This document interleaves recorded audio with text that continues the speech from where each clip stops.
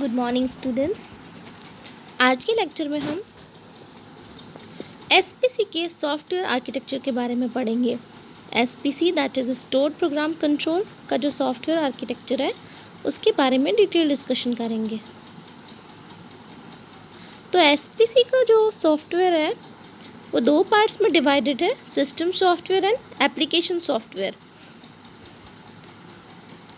The software architecture deals with the system software environment of SPC, including the language processors. Many features along with call processing are part of the operating system under which operations and management functions are carried out. इसका मतलब यहाँ पर हम language processors के बारे में देखेंगे और कॉल प्रोसेसिंग के बारे में भी। Call processing is the main processing function which is event oriented. The event that occurs at the subscriber's line और trunk triggers the call processing. यानी कि यहाँ पे जो सब्सक्राइबर लाइन पे जो इवेंट होता है वो क्या होता है, ट्रिगर करता है कॉल प्रोसेसिंग को. जैसे आपकी लाइन्स आ गई तो कॉल प्रोसेसिंग स्टार्ट होने वाला होता है. Call setup is not done in one continuous processing sequence in the exchange. जो कॉल सेटअप है वो एक ही प्रोसेसिंग सीक्वेंस में कभी भी पूरा नहीं हो पाता है. This entire process is consistent of many elementary processes that last for few tens or hundreds of milliseconds, and many calls are processed as such simultaneously, and each call is handled by a separate process. इसका मतलब जैसे ही कोई call process होने वाला होता है तो वो एक स्टेप में नहीं होता बल्कि बहुत सारे छोटे छोटे प्रोसेस में डिवाइडेड होता है. और देखते हैं कि प्रोसेस कैसे काम करता है. A process is an active entity which is a program in execution, sometimes even termed as a task. Process क्या है? एक active entity है जो कि प्रोग्राम एग्जीक्यूट होता है उसको कहा जाता है या फिर इसको टास्क भी बोलते हैं. Process in a multi programming. अब जहाँ पर मल्टी प्रोग्रामिंग होती है वहाँ पे प्रोसेस क्या हो सकता है? Running state, ready state and blocked state. इन तीनों के बारे में हम देखते हैं कि क्या होती है तीनों states. The state of a process is defined by its current activity and the process it executes and the transitions that it's state undergoes.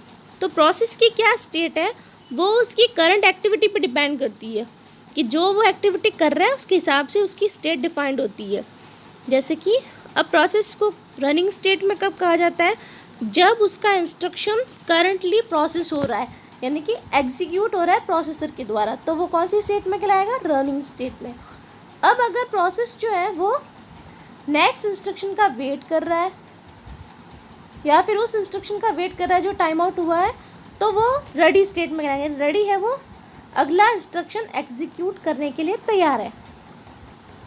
Block state में कब कहलाएगा? जब वो किसी इवेंट के ख़त्म होने का इंतज़ार कर रहा हो. जब तक वो इवेंट ख़त्म नहीं होगा जब तक वो फर्दर आगे प्रोसीड नहीं कर पाएगा, तो ऐसी कंडीशन में वो ब्लॉक स्टेट में कहलाता है प्रोसेस. तो यहाँ पर एक फिगर है जो तीनों ट्रांजिशंस के बीच में बताया गया है, रनिंग, रेडी एंड ब्लॉक्ड. तो देखिए स्टूडेंट्स, ब्लॉक्ड का मतलब है जब वो क्या करता है, अभी हमने डिस्कस किया था. ब्लॉक्ड का मतलब है जब वह किसी इवेंट के ख़त्म होने का इंतज़ार कर रहा हो, उससे पहले वो प्रोसीड नहीं कर पाएगा. तो जैसे ही इवेंट हो जाता है ख़त्म तो वो ब्लॉक से रेडी स्टेट में आ जाएगा, यानी कि अब वो तैयार है आगे का इंस्ट्रक्शन एग्जीक्यूट करने के लिए. तो रेडी से वो कौन सी स्टेट में जाएगा? सीधा रनिंग स्टेट में. रनिंग स्टेट जब कंप्लीट हो जाती है तो वापस टाइम आउट होकर वो कौन सी स्टेट में आ जाता है? Ready state. और मान लो रनिंग स्टेट जैसे ही रनिंग हो जाती है तो फिर उसके बाद में वो कौन सी स्टेट में आएगा? Block state. इसका मतलब वो वेट कर रहा है कि वो एक्टिविटी जब ख़त्म होगी तभी वो अगली वाली एक्टिविटी के लिए रेडी हो पाएगा. तो ये एक ट्रांजिशन है तीनों स्टेट्स के बीच में प्रोसेस की. तो प्रोसेस ये तीनों स्टेट्स के अंदर रह सकता है at a time. Ready state, running state and block state. अब देखिए स्टूडेंट, प्रोसेस कंट्रोल ब्लॉक के बारे में. प्रोसेस कंट्रोल ब्लॉक क्या है स्टूडेंट्स? हर प्रोसेस जो ऑपरेटिंग सिस्टम है उसको रिप्रेजेंट करता है प्रोसेस कंट्रोल ब्लॉक, जिसको पीसीबी कह रहे हैं हम यहाँ पे. तो आपके ऑपरेटिंग सिस्टम में बहुत सारे प्रोसेसेस होंगे और उन सब का रिप्रेजेंटेशन जो है वो पीसीबी करता है.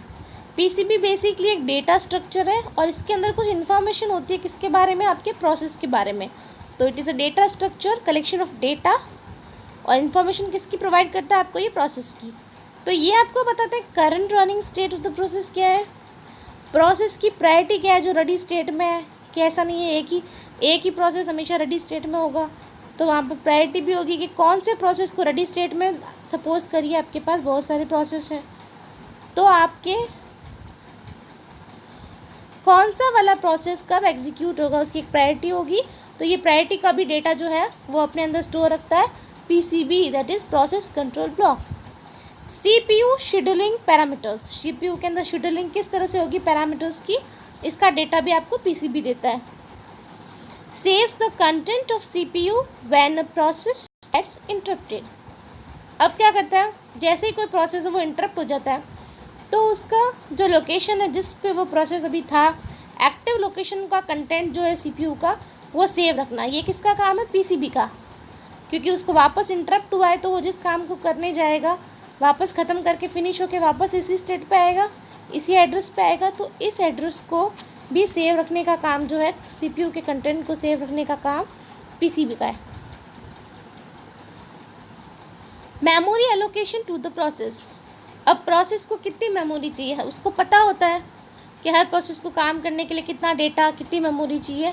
तो मेमोरी एलोकेट करने का काम भी प्रोसेस कंट्रोल ब्लॉक ही करता है, प्रोसेस की मेमोरी एलोकेशन का काम।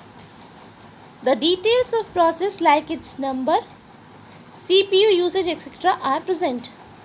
अब प्रोसेस की जो और भी डिटेल्स है जैसे कि इसका नंबर क्या है, सीपीयू यूसेज कितना है, इसने कितना डेटा कंज्यूम किया है, ये सब भी इस डेटा स्ट्रक्चर के अंदर रखता है process control block. Status of events and input output resources that are associated with the process. आपके सारे इवेंट्स हैं उनका स्टेटस रखना अपने डेटा स्ट्रक्चर के अंदर, और इनपुट आउटपुट रिसोर्सेज का डेटा रखना जो भी इस प्रोसेस से एसोसिएटेड थे। एक प्रोसेस के अंदर जितने भी स्टेटस ऑफ इवेंट्स चल रहे हैं, इनपुट आउटपुट रिसोर्सेज चल रहे हैं, उन सब का डेटा का कलेक्शन रखना अपने डेटा स्ट्रक्चर में। ये सब भी प्रोसेस कंट्रोल ब्लॉक का काम है। PCB has all the information about the process to be executed next when it gets the CPU। तो आपके PCB के पास सारी इन्फॉर्मेशन होती है आपकी प्रोसेस से रिलेटेड, जो भी प्रोसेस अब एग्जीक्यूट होने वाला है। तो CPU रजिस्टर्स, अब आपका जो CPU है स्टूडेंट्स, वो क्या करता है, उसके पास एक प्रोग्राम स्टेटस वर्ड होता है। अब प्रोग्राम स्टेटस वर्ड में क्या होता है, एड्रेस होता है किसका, नेक्स्ट इंस्ट्रक्शन का, यानी कि अगला इंस्ट्रक्शन जो भी एग्जीक्यूट होने वाला है उसका एड्रेस आपके प्रोग्राम स्टेटस वर्ड के अंदर होता है। और ये किस में होता है प्रोग्राम स्टेटस वर्ड, आपके सीपीयू के रजिस्टर्स में। तो पीसीबी इन सब की इंफॉर्मेशन भी अपने पास रखता है। और the types of interrupts enabled और डिसेबल्ड करंटली, कौन कौन से इंटरप्ट्स एट प्रेजेंट एनेबल हैं और कौन कौन से इंटरप्ट एट प्रेजेंट डिसेबल है, इसकी इन्फॉर्मेशन भी रखता है आपका पीसीबी। यानी प्रोसेस कंट्रोल ब्लॉक के पास ऑलमोस्ट आपके प्रोसेस से रिलेटेड सारी इन्फॉर्मेशन अवेलेबल होती है। सॉफ्टवेयर प्रोडक्शन, सॉफ्टवेयर प्रोडक्शन क्या है स्टूडेंट, ये बहुत इंपॉर्टेंट टॉपिक है, क्योंकि सॉफ्टवेयर क्या होता है, बहुत कॉम्प्लेक्स होता है, साइज़ भी बड़ी होती है। अब लेकिन क्या है, हमें ऐसा सॉफ्टवेयर डिज़ाइन करना है जिसकी वर्किंग लाइफ बहुत लंबी हो और रिलायबल हो, अवेलेबल है and also portable. The software production is that branch of software engineering that deals with the problems encountered in the production and maintenance of large scale software for complex system। जो complex system है उसके लिए कैसे software design करना है कि इसकी production easy हो, मेंटेनेंस ईजी हो। The practice of software engineering is categorized into 4 stages में कैटेगराइज होता है ये। तो देखते हैं हम कौन कौन सी स्टेजेस हैं जिसमें सॉफ्टवेयर सिस्टम का प्रोडक्शन होता है कैटेगराइज। फंक्शनल स्पेसिफिकेशंस, फंक्शन से रिलेटेड स्पेसिफिकेशंस इसमें होनी चाहिए। Formal description and detail specification, सारा इसका डिस्क्रिप्शन और डिटेल्स की स्पेसिफिकेशंस क्या है। प्लस कोडिंग एंड वेरिफिकेशन, सारी कोडिंग हो प्रोग्राम की, कैसे एग्जीक्यूशन करना है, कब किसका क्या लेना है, वो सारी सॉफ्टवेयर की कोडिंग और वेरीफाई हो कि सारा जो है वो सही काम कर रहा है। टेस्टिंग एंड डीबगिंग, अब कोई भी प्रोग्राम आप जो टेस्ट करेंगे इसके अंदर डाल के तो उसके अंदर ऐसा फीचर हो कि उसकी टेस्टिंग में इजीली प्रोवाइड हो सके और डीबगिंग, एरर्स को निकालना भी इजी हो। तो सॉफ्टवेयर इंजीनियरिंग है जो इन सब से डील करता है आपके, और इसके अंदर 4 स्टेजेस है इसके प्रोडक्शन की। जो कि इस तरह से है: functional specification, formal description and detail specification, coding and verification, testing and debugging. यानी इन सबको ध्यान में रखते हुए हमारा सॉफ्टवेयर का प्रोडक्शन होगा, प्रोवाइडेड दैट वो रिलायबल हो, अवेलेबल हो और पोर्टेबल हो। तो आई होप आपको आज का लेक्चर अच्छे से क्लियर है स्टूडेंट्स। Thank you.